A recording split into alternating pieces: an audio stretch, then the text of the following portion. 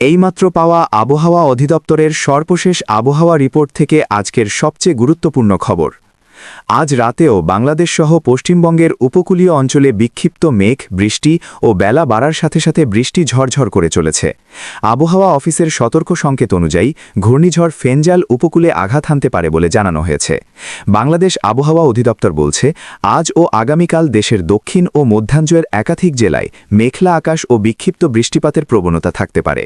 বিশেষ করে খুলনা, বরিশাল, চট্টগ্রাম বিভাগের নিম্নাঞ্চল সহ বরেন্দ্র, ধানের শীষ এলাকা পর্যন্ত হালকা থেকে মাঝারি বৃষ্টির সম্ভাবনা রয়েছে। আজকের আবহাওয়ার রিপোর্টে বলা হয়েছে, রাতের তাপমাত্রা সামান্য কমে যেতে পারে এবং দিনের তাপমাত্রা আরও 1 থেকে 2 ডিগ্রি সেলসিয়াস পর্যন্ত নেমে যেতে পারে। এই আবহাওয়া পরিস্থিতি আগামী সোমবার পর্যন্ত ধীরে ধীরে বিরাজ করতে পারে বলে আবহাওয়াবিদরা জানাচ্ছেন।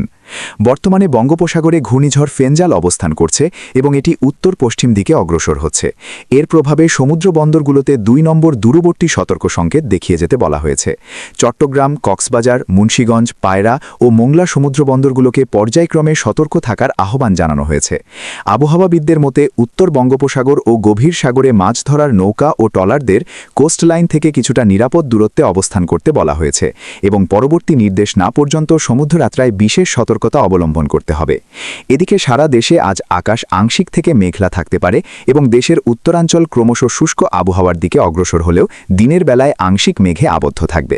সুতরাং বন্ধুরা, চলমান আবহাওয়ার এই অবস্থা ও ঘূর্ণিঝড় ফেঞ্জালের প্রভাবে যতটা সতর্ক থাকা দরকার ঠিক সেই পরিমাণ সতর্ক থাকুন। আপনি কোন জেলা থেকে আমাদের এই আবহাওয়ার খবরটি দেখছেন সেটা অবশ্যই কমেন্ট করে জানিয়ে দিন এবং সঠিক আবহাওয়ার খবর পেতে আমাদের সাথেই থাকুন।